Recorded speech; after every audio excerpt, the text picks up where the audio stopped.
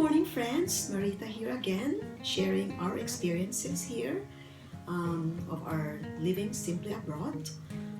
Itong experience namin, ito ay para sa aming mag-asawa at sana ay may matututunan kayo. Enjoy! So most weekends, yung mga bata, late silang nagigising, usually lunchtime na. Pero kami mag-asawa, we wake up a little bit early. Although we also sleep in, siguro mga 10 o'clock, 9:30, or 9 o'clock gising na kami. So what I do is I make a special breakfast, a simple breakfast, but ginagawa ko siya medyo special sa presentation para it's our quiet time together kasi hindi kami nakakalabas, hindi kami mahilig lumabas. We don't really go out on days. Mabibilang sa fingers ko yung kung kailan lang kami lumabas. My husband doesn't want to go out on weekends usually at nakakatipid din kami. So,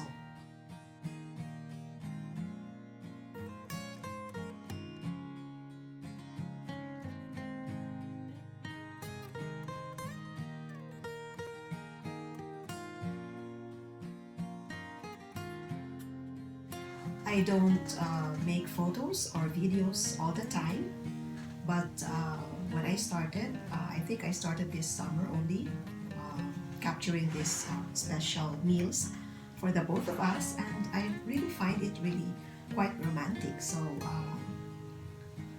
ayan, i-share ko lang sa inyo.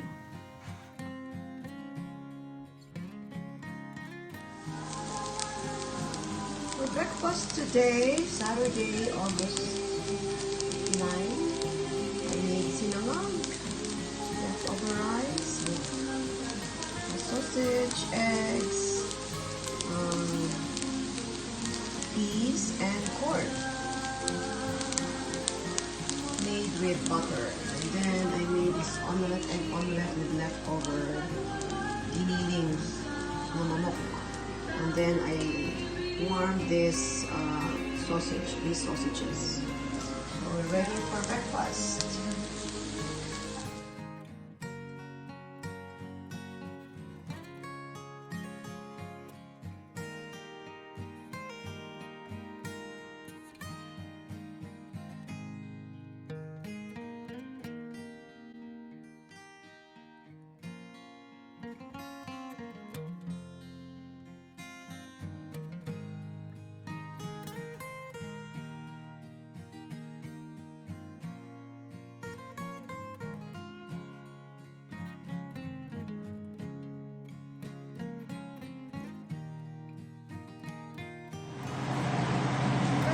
Today I am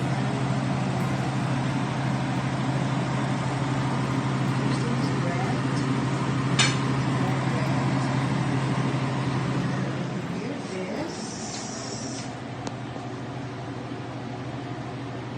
This is lettuce, tomatoes.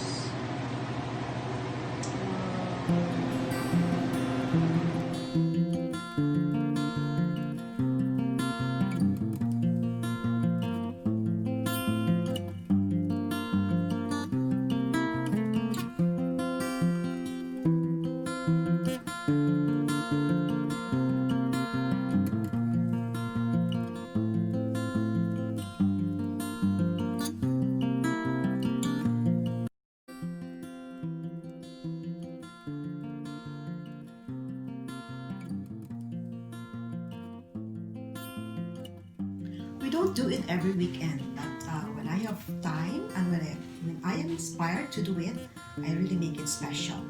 Simpleng meals lang. Kung ano yung mga may tira dyan, o kaya nagluluto ako ng bago, but I just make it really special with the presentation. So, at least, yan yung quiet time talaga namin, nakakapag-usap kami ng maayos.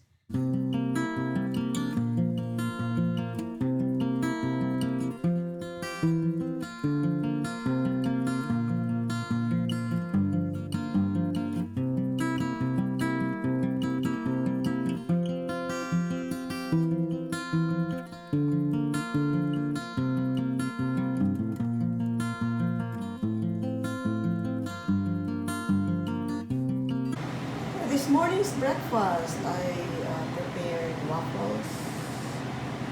waffles and sunny side up eggs, avocado,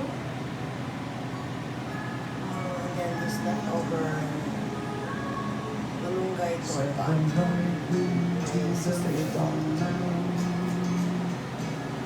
So milk and coffee and butter for the waffle, and the honey for the avocado, and maple syrup for the waffle.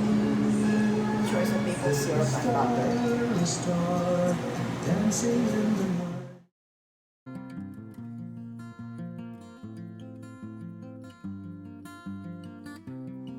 We only go out to eat on special occasions, and not all special occasions for that matter.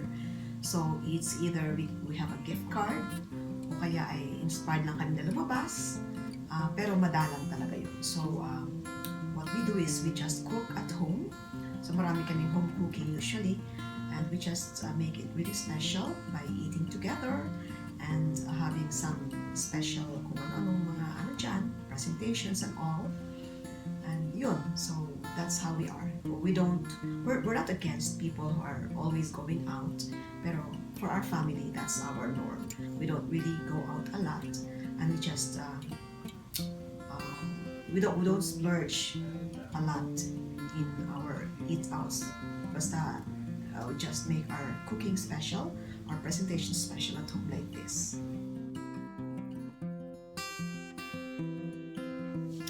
Thank you so much for sharing with us in this video, at sana ay naka-inspire kami sa inyo, at may natutunan din kayong tips sa amin sa mga pagtitipid and all of that, and being romantic in a simple way and not spending a lot. Thank you, and sana ay please like and subscribe, and post your comments below. See you in the next video. Bye!